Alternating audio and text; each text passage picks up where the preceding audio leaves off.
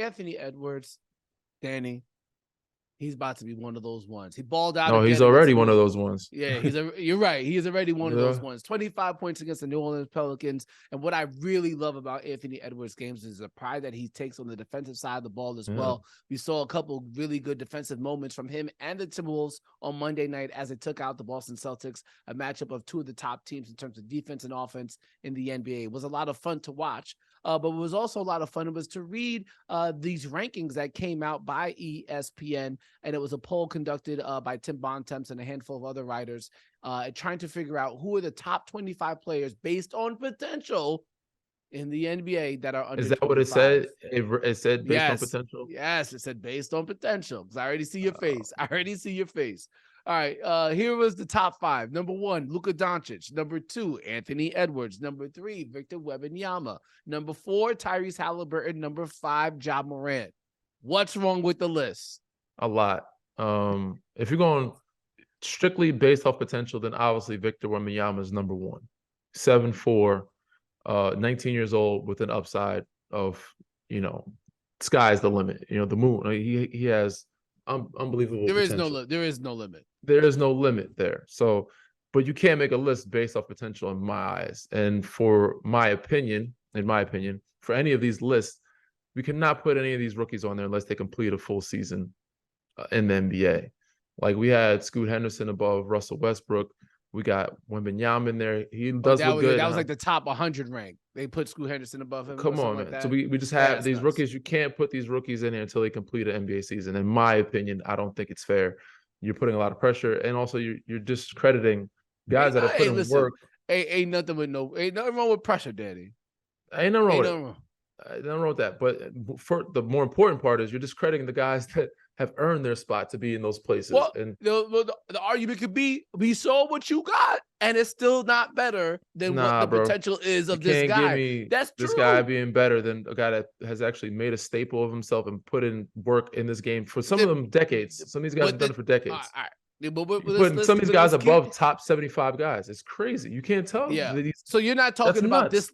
You're not talking about this list in general. You're talking about every list. You're talking about your beef with all these rankings. Well, listen. Hey, listen. It's not. There's nothing wrong with saying we've seen what you do. We've seen what you're capable of, and it's not going to be better than what this guy projects to be. No, that's just what it is. You could look at a player and say he's never going to have a jump shot. He's never going to. He has a weak left hand or weak opposite hand. He doesn't have defensive abilities to move at a certain rate, or he doesn't have a certain length. This is what he's going to project to be, even if he maxes out. And the list or these rankings say, well, this guy, yes, he hasn't played as much, but look at his measurables. Played at all. Look at his athleticism. He hasn't played at all. Look at his shooting form. He's going to project to be better. Stop, bro. Stop. So all these rankings are based off projection of what these players will be compared to. You can't. It's a mix. So it's like it's very hypocritical. You can't put guys in there that have what they've done to guys of what they might be. It's a list of what guys are. That's what it should be. This is what they are right now. If these dudes have not played yet, they can't be on the list. Because these other guys have shown what they are, what they can do. That's as simple as that. Now, if you're doing strictly based off potential, that's a different thing. Yeah, still wrong. There is something wrong with putting a guy ahead of a guy based off his potential of what a guy has actually done in this league and discredited it. I understand your premise, but sometimes you got to look at somebody and say, "Yo, that person's going to project to be better because we've seen what this person did." We know that their max doesn't matter. is I don't care. 3, and the other guy's max is an 8, regardless of how well the guy who finished at a 3 is. Can't be on the list. Can't be on the list, bro. Because everybody on the list is based off what their performance was. This guy was a 6. This guy was a 7. That's why he's here. This guy was a 3. This guy hasn't played yet. So we're just potentially saying he could be a 9, but we don't even know yet. So you can have guys that are set and guys with potential. You can't do it, bro. You can't mix them. It's a hypocritical list to me. I totally understand where this list is getting. This is where this guy is based off his list. They go by each season. It goes by each season. This is why this guy is at this point. Based off last season's performance, he's at number 43. This guy is based off. You can't do that, bro. because these guys didn't have it last season. This is but that's the job of projecting. You got to project talent. You got to project how they fit, how they. That's where I have the issue, because it's not a projection. It's just what they rank, like, because these guys, it's not like, oh, we're projecting Russell Westbrook to have a 40. No, it's what he was last year. This is where we're putting him as of last year. It's not a projection. It's what his results were. But then you could be projecting a decline, and you could be projecting a rise in production. I'm saying, listen, they're not doing a projecting. Knock on these lists. These lists keep the internet going. They're going to continue to be if they don't change the fact that you can't keep putting guys that have not played an NBA season on them and ahead of guys that have 10, 15 years of service, 8 years of service. You can't do that when you haven't played a game. Now, if you played at least a season, okay, but all right, this guy had a really great season. I could see him being above, 200 other guys or 150. You know what I'm saying? I did a show with your guy, John Henson, former UNC hooper, played 9 years in the league. Did it today actually on Stadium Network. You guys can watch every day at 3 p.m. Eastern. Sometimes Shams Charania pops up to break some news. Yeah, so I was talking to him, and we actually did a ranking of the top number 1 picks since 2019. And I put Anthony Edwards at number 1, and I put Wembanyama number 2.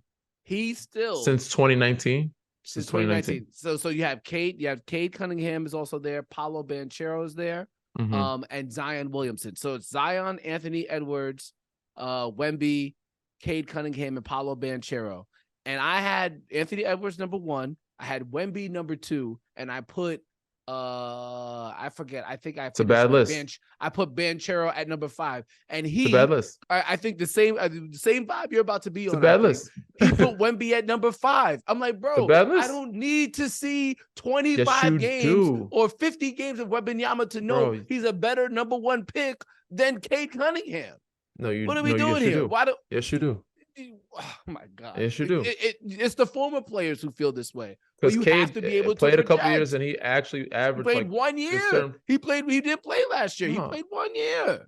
He played part of the year, but he averaged he almost rookie of the year his first year. He came back and was averaging 20, 30. He's getting 30 points a night. If Wemby does what he's doing right now, that's not gonna. That's why you can't. It's a bad list. You can't go off of if. If was a fifth, we all be drunk, Harrison.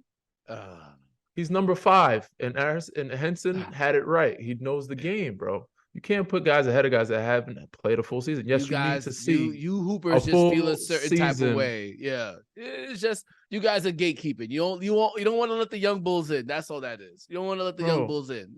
Imagine if Anthony Bennett had one great year. All right, well, you know what I'm saying? Right. Come on, bro. You don't know when he's gonna be. Yeah, he has a lot of potential, but you don't know what's gonna happen after you. He could turn into ball after 1 year. Moving on. All right. Then what? Your prediction looks crazy.